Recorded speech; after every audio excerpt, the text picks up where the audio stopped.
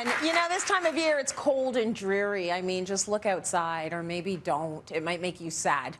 But if a warm vacation isn't in your plans, don't worry. We're going to show you how to bring the tropics to you with help from Frankie. Oh my goodness, Frankie. Look at that lush background. Where are you? Are you in Mexico?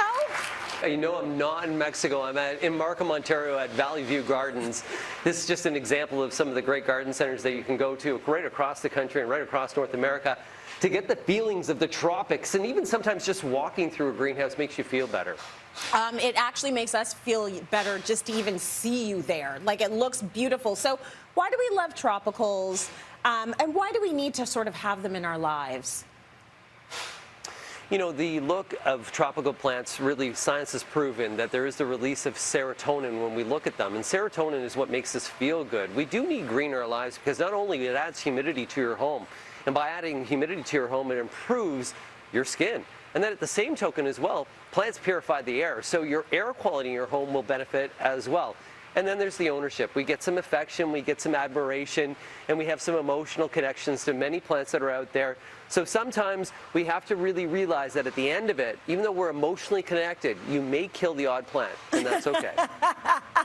Yeah, you're looking at me, but here's the thing. I'm emotionally connected to my fake tropical from Wayfair that I bought during the pandemic. That's okay. I have some real ones too, I promise. But talk to me about the different sort of individual types and the kind of care they need, because they do need special care. Yeah, you know, it's really about finding the right place, the right plant for the right place. So we look at our homes and do we have sun, meaning do we have a west or south-facing window, so that's a bright light, or do we have indirect light, east or north-facing windows, or maybe even a little bit of dappled light, so we're looking for low-light varieties. This is probably one of my favorite upright standards, which is a tree form. This is Ficus audrey. This is a fantastic plant that will do well in bright light locations. I have one of these at my home. They are absolutely stunning. Okay, one of the most popular plants that we've been seeing over the years, and maybe even have this as a faux as well, is your fiddle-leaf ficus, which is Ficus leatra. That guy there can be a little bit finicky, so if you have a heating vent, a draft, it may drop its foliage, so you want to watch out for that guy.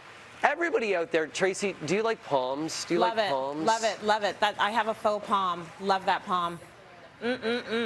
Yeah, you know what? It's probably a good idea to have a faux palm. Palms, you know, can be a little bit more difficult, and the reason being is sometimes they'll get spider mites. So if you see a little bit of webbing on them, that's the spider mite, so you do have to treat them. So they're not the easiest plant, but if you have bright light and you keep an eye out for spider mite, they will do well. Now, we're going to go a little bit lower, and we're going to look for something that has a really nice funky leaf, and this one here is philodendron.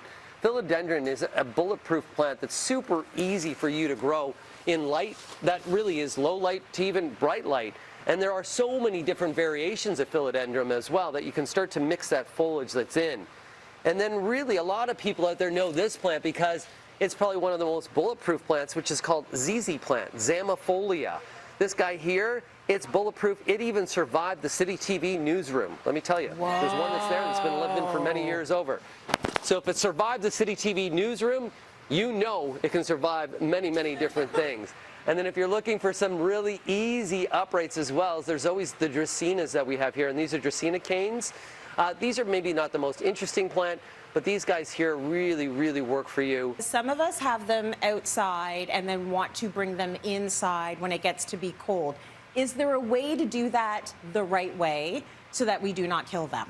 Yeah, so a lot of the times this is a perfect example is the palm. A lot of times people will put those palms out by their pool and they'll be enjoying them during the summer months, and then when you bring them indoors, you got to do it before we have a frost. So usually that's going to be late fall that you start to bring them indoors before the frost warnings. When they come inside, you want to keep them in a fairly bright light, but you really want to reduce watering. Number one killer of indoor plants is too much water, and that often happens when we bring them in. Sometimes you'll see a little bit of yellowing on the leaves, and don't think that needs more watering. That's just it's adjusting to its interior light. Then we want to monitor for insects, so make sure that we're always keeping an eye out that we have any insects. So we'll use something like a Bug Be Gone, which is an insecticide. In the spring, once frost is gone, so right about mid-spring to late spring, you can move it outside. But when you move it outside, you want to move it into a dappled light, like a shaded area first, then move it into the full sun a little bit more gradually. Give it more sun exposure, because these guys can also get a sunburn. Okay, good to know. All right, let's get fruity, my little peach. What do we need to know about our citrus trees, and like, what do we need to do that they actually develop fruit time and time again? Yeah, so citrus, this is a beautiful citrus tree here. This one here is an orange, and you can see that it has several oranges that are on there. A lot of the time, in order to put fruit on, you need pollination. Pollination, of course, you need the bees and the butterflies. That's the talk that I have with my teenage kids, but this is a different one. This one here, we need the bees and the butterflies to pollinate the pollen that we have. And sometimes with citruses, you need two, because it takes two to make a thing go right. Sometimes you need two to make that thing go right, to make sure that you have fruit. But what you can do is you can get varieties, and when you go to purchase a citrus, you really want to take a look at your tag. And on the tag, this one here is a self-fruiting, so meaning that it's been grafted. And by it being grafted, it gives us that information that it only needs one to make a thing go right. So this one here is one. So sometimes you need a pollinator. Keep an eye, yeah, this one here is like me, a divorced man. You're just making it go right all by yourself at home. All by yourself. He's good. Okay, Yes. one last thing for Yeah. you, buddy. When should you buy your tropicals? When should we be purchasing them?